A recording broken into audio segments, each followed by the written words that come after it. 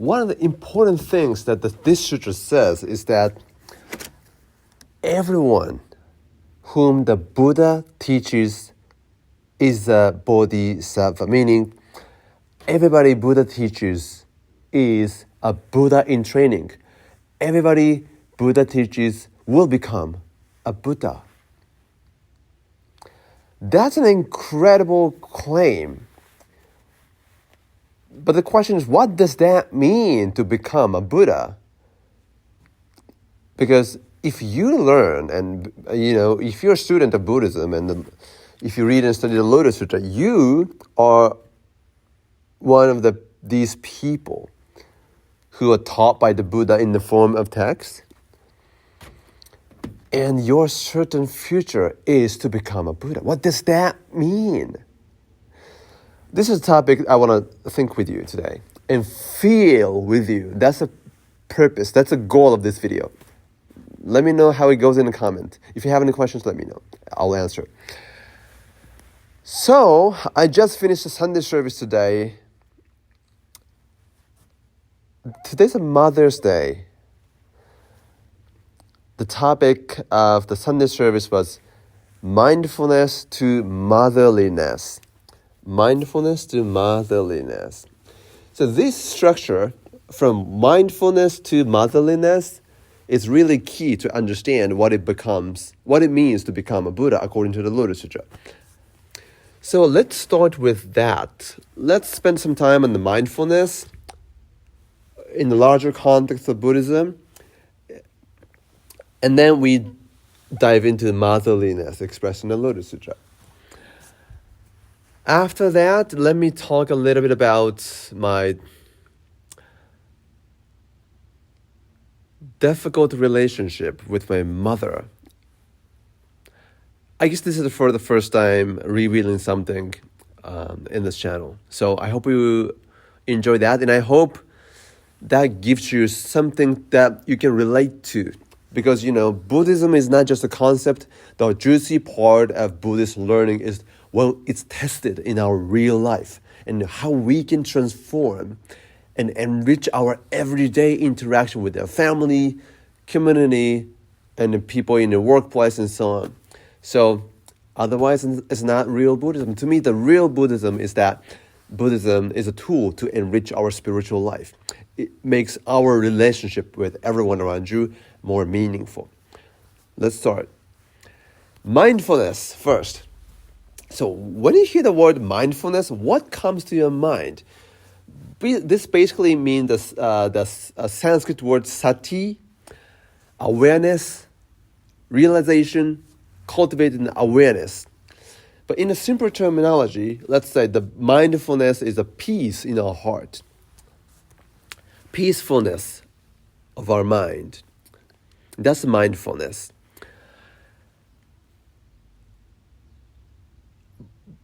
Why is peacefulness of our mind important in a Buddhist context?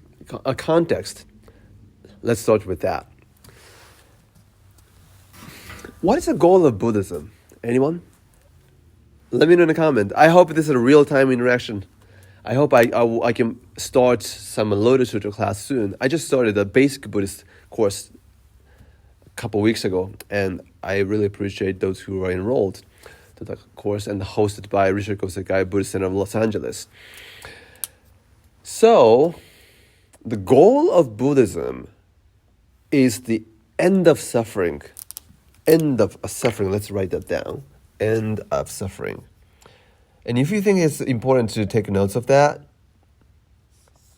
feel free to do so. It's important that you all understand what you're watching. End of suffering. Right? Suffering is a terminology in Buddhism. The original word is dukkha. End of suffering. Okay. What is the suffering? Suffering is the pain that you experience or feel because of the gap between reality that you were given in the present moment and your expectation about that given present moment. Let me do a little bit of a diagram.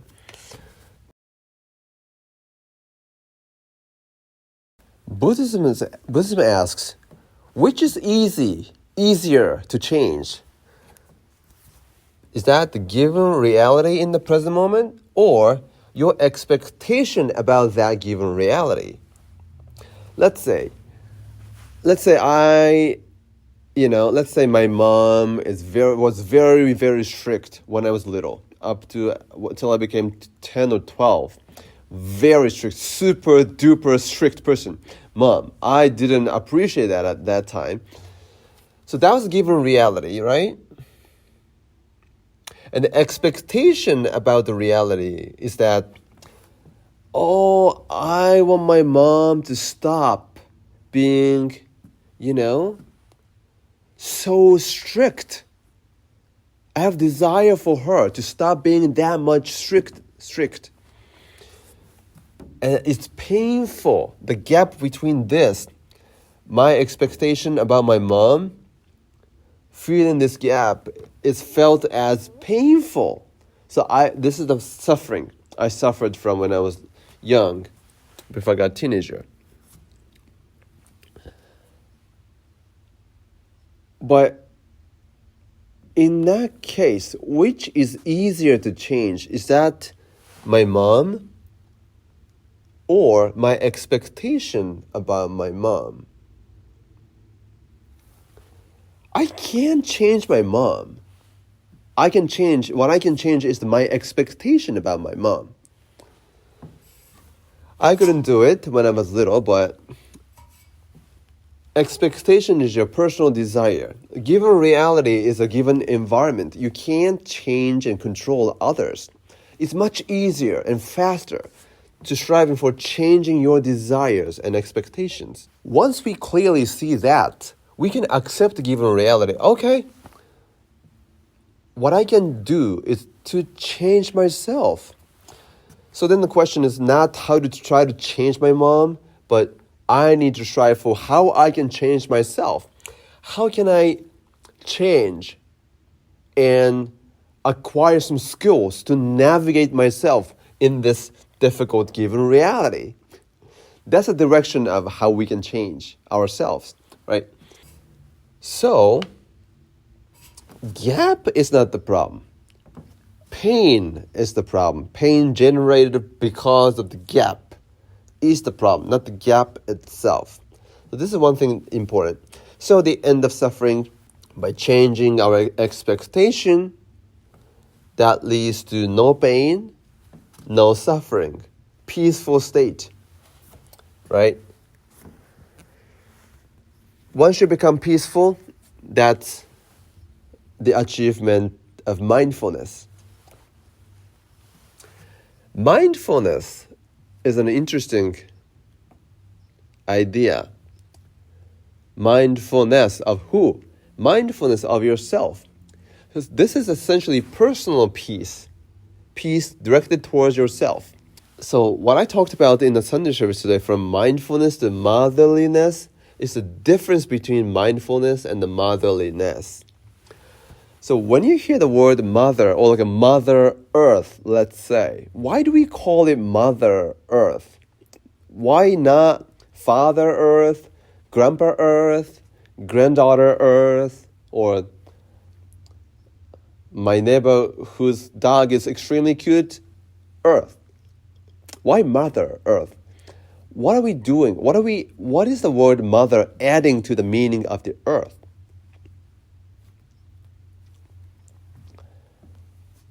Motherhood, motherliness, I prefer to say motherliness. This Lee, like a lovely Lee, really put you in a heartwarming atmosphere. So I love this. I just made it up. Motherliness, rather motherhood. So motherliness then, something that nurtures and everything is generated. The lives comes out of the motherhood. Lives nurtured by the motherliness. So motherliness is kind of that which nurtures all the lives. Something similar to, if you take a look at the Lotus Sutra chapter 5, you have a beautiful metaphor, the parable of herbs and plants. Chapter 5, for instance, in this translation, the Buddha says in the beginning of the chapter, by employing the skillful means of the Buddha's wisdom, he elucidates all teachings, and each and every one of his teachings leads to the stage of comprehensive wisdom. And here's the metaphor kicks in. Growing in the mountains, valleys, rivers, streams, and ground of 3,000 great thousandfold world are plants, trees, thickets, forests, and medicinal herbs that are different in name and form, and great in variety. Yet, when a dense cloud blanketing the entire 3,000 great thousandfold world pours forth its rain, it does so at the same time equally on them all.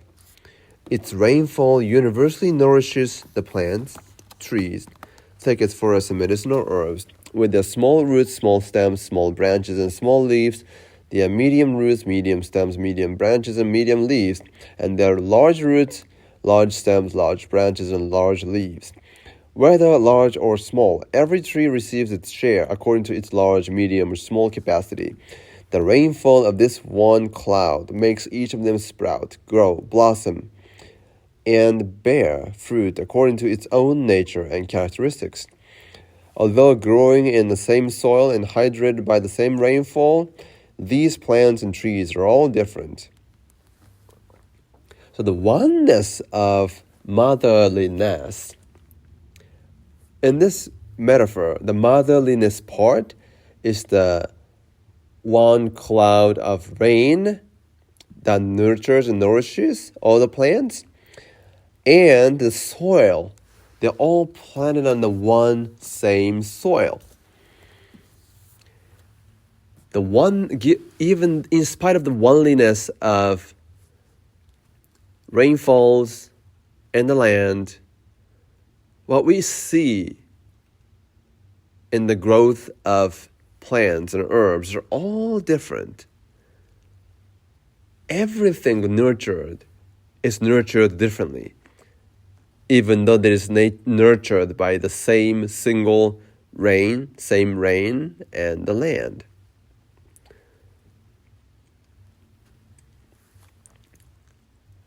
So motherliness is that which nurtures and nourishes lives in it. This is not only the personal, one single plant or herb, but it nourishes all plants and herbs. Everything in it, all lives are nourished by it. In a Buddhist language, all beings are blessed. All beings are led to, guided toward the peaceful state of their minds. No longer the personal peacefulness, but everyone's peacefulness is encouraged here. So that's the nature of motherliness expressed in the Lotus Sutra, for instance. I mean, there are many different places in which we can see this. But chapter 5 is the one that came to my mind at the moment. Let's review this from mindfulness to motherliness. Mindfulness, personal peace, meaning your care is directed towards yourself. It's a care for self.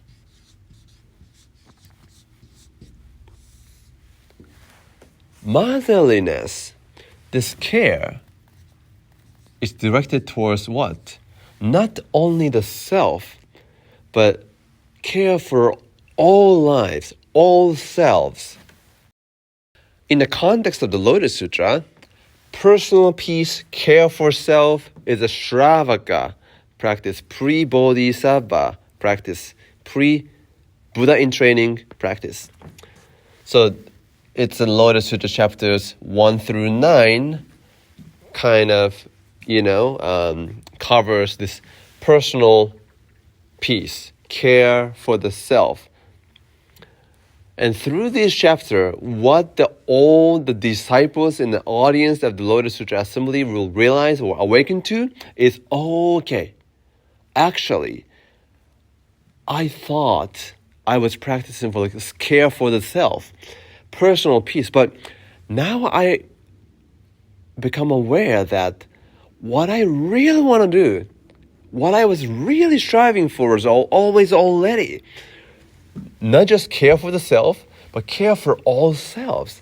The universal peace, peace in everyone's life. That's what I was striving for. I can accept that claim. That's what happens in the Lotus Sutra in chapters 10 through 28. Mindfulness, personal peace is the beginning part of the Lotus Sutra, and that makes a transition to motherliness, care for all selves, peace in everyone's life. What is fascinating about this is this. Becoming from that personal peace to universal peace, care for the self to care for all selves. I mean, care for self, if you only hear this, it kind of sounds like selfish, right? Self-centered.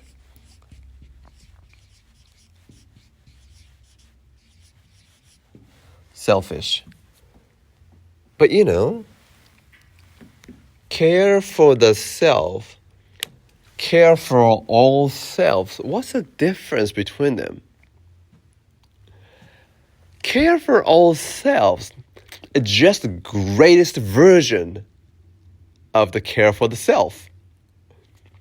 You no longer only care about the peace of yourself, but you still care the peace of yourself, but your desire for the care for the self is now expanded toward all living beings. Motherliness, universal peace, is the greatest version of personal mindfulness, personal care for the self. In other words, to an extent that this care and love was directed toward only yourself, you were always already practicing this universal peace, universal care for all selves, this universal, the greatest motherliness in the limited form of personal care, personal peace, and mindfulness. The Lotus Sutras encourages us to become aware of this. Hey, in order to become a bodhisattva, you don't have to stop what you're doing. What you can do is you keep going. You do not stop, because what you're doing, caring about your only self, was a compassion directed toward yourself. What you can do is not to let go of your compassion toward yourself, but expand that compassion to make it greatest compassion, which is to say, care for all selves. This is the Buddhahood in the Lotus Sutra. This is what the bodhisattvas, Buddhas in training, do. Shravaka, who are only care about the peacefulness of their own life, who appear in chapters 1 through 9, if their practice starts to direct it toward all beings, and then that becomes the bodhisattva practice, what makes you the Buddha. Bodhisattva practice that cares about the peace in everyone's heart is not separate from non-bodhisattva practice, Shravaka practice. Because the bodhisattva practice is the greatest version of your initial practice of care for the self.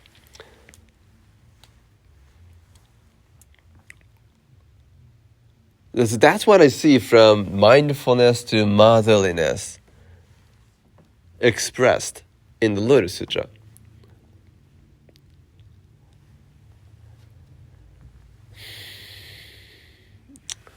Let me talk a little bit about my relationship with my mother. I love my mom, but when I was little, she was very strict. She was super duper strict. And I didn't understand what was really going on.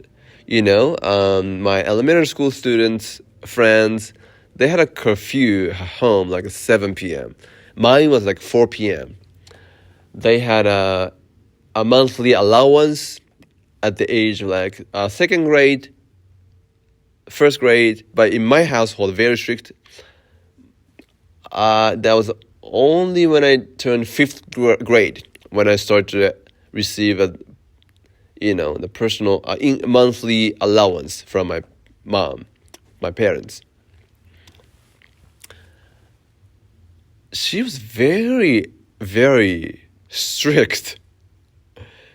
But that was a very interesting time. When I turned 12 years old or so, she all of a sudden immediately became very kind and non-strict.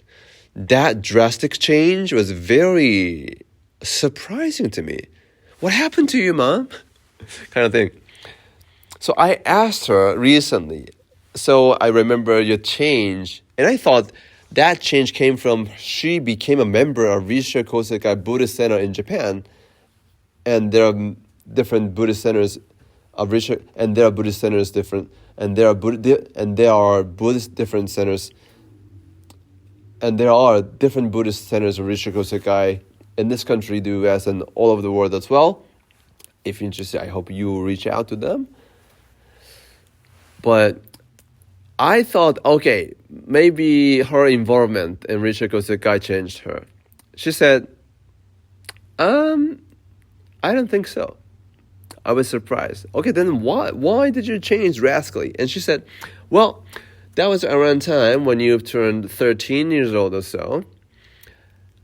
I felt really responsible up until you became a teenager. Because, and then she started to vent or talk about her difficult childhood. So my mom's parents were tough people. My grandpa was a little abusive, and my grandma, on my maternal side, was a mentally sick person. So every time my mom used to tell me this, my mom, when she was little, 5 or 6, she wanted to, hold the hand of her own mom. So she reached out her hand, and she was like, she could hit it, and just, like this. The mom did this. So that shocked my mom. Oh, I can't even touch my mom's hand? And the dad was a little abusive. He also had a very difficult history of his life. He was forcefully adopted to another family, and made him in a certain psychological state. On top of that, my grandpa's company, as a carpentry company, went into bankruptcy. So that, and then some people came after that bankruptcy and took everything out of my mom's house. I mean, she was little at that time, so she had to witness all of that. On top of that, her siblings were abducted for many, many years, and they were abused by, the criminal who was in jail. I think that guy came out of the jail a couple of years ago. That scares me a little bit. But I have a trust. Everything's going to be fine. So, my mom was having a very rough time in her childhood. And she later on expressed that, hey, Kyohei, I was very strict, but that was for the purpose of making sure that, okay, my child never goes off, that go through the rough situations. I gotta be strict to my kids so that they will grow up by knowing how to behave in their lives. That touched my heart a lot. Because up until I heard that, I didn't understand. I just didn't understand why she was so strict. And all of a sudden she changed.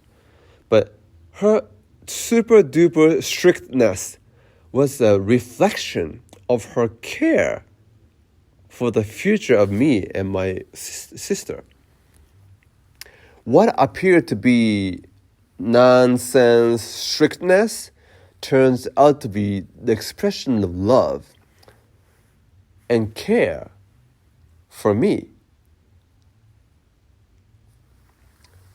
That was touching.